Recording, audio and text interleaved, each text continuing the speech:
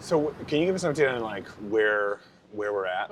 Yeah, for Between sure. MLK and Totally. King Park, we have a lot to do, but we've built a lot of stuff already. Like all the chevrons are essentially done. We have to make a couple more.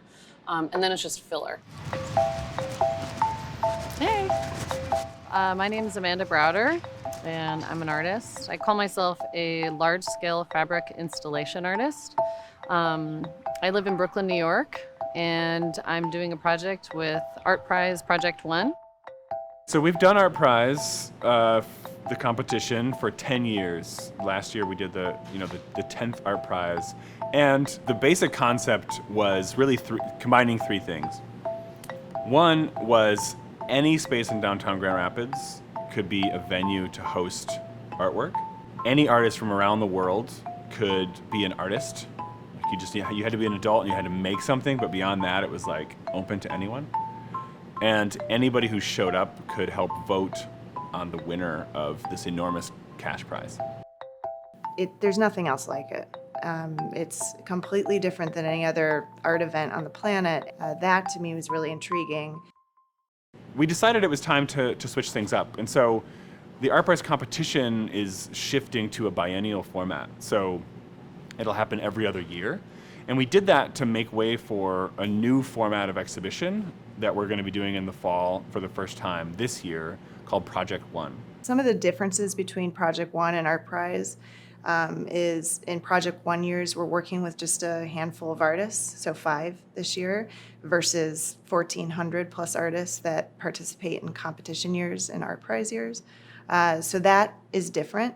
But I think the breadth and scale of the art that's being installed this year is far greater than we've seen in any one entry in ArtPrize years.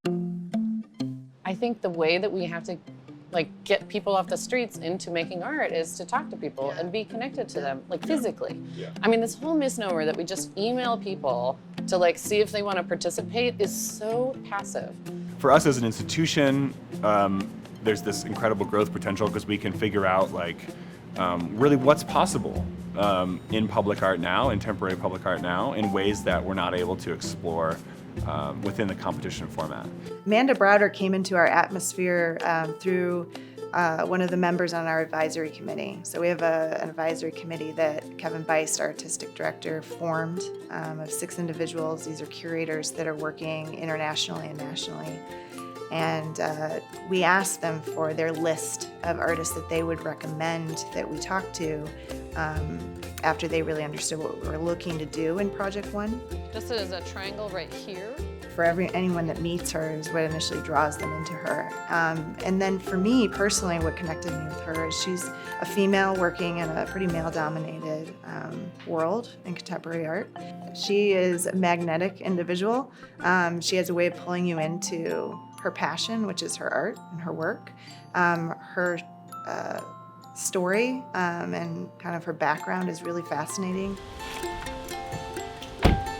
So I was an optician for the last 20 years, essentially, part-time. I taught at the Art Institute of Chicago while doing this. That was my fancy art job, but teaching doesn't pay very well, unfortunately. And so I started selling eyewear and making art, and I moved to Brooklyn because I wanted to live there. I wanted to see what it was like to live there. And so I sold eyewear and started making this work on my own. First building piece went up in 2006, and that was just out of frustration. I was a female artist that was sewing, and people thought I was a craft artist and had a hobby. And I was so pissed about that. I was like, I just got my degree, I can teach, I'm at the Art Institute, what part does not anybody understand? And so I was like, well, F you, I'm gonna cover a building. And so I sewed all the fabric I'd collected and threw it outside my Chicago apartment window, called some friends, and said, hey, come see my piece. And then it kind of started from there. Amanda's work hits this really incredible sweet spot that is very important for what we want Project 1 to be. And because it does 2 things really well. One, visually, it's just incredibly photogenic.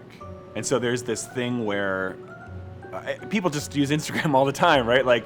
This idea that people just want this Instagrammable experience. They just want to come to a thing, and it's this sort of like this way of recording and conveying that you had this cool experience and you went to this cool thing. I'm a little skeptical, but I also realize like there's a ton of potential in this because this is how people engage with art and visual culture now. And so I don't want to discourage or poo-poo that, but it really drives a lot of how people engage with contemporary art today, is this sort of photogenic quality.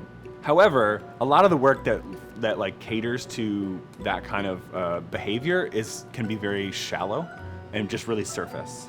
But Amanda's work is not like that, because Amanda's work, it's very photogenic, but it's also deeply rooted in community and in a social engagement with the places where she's working.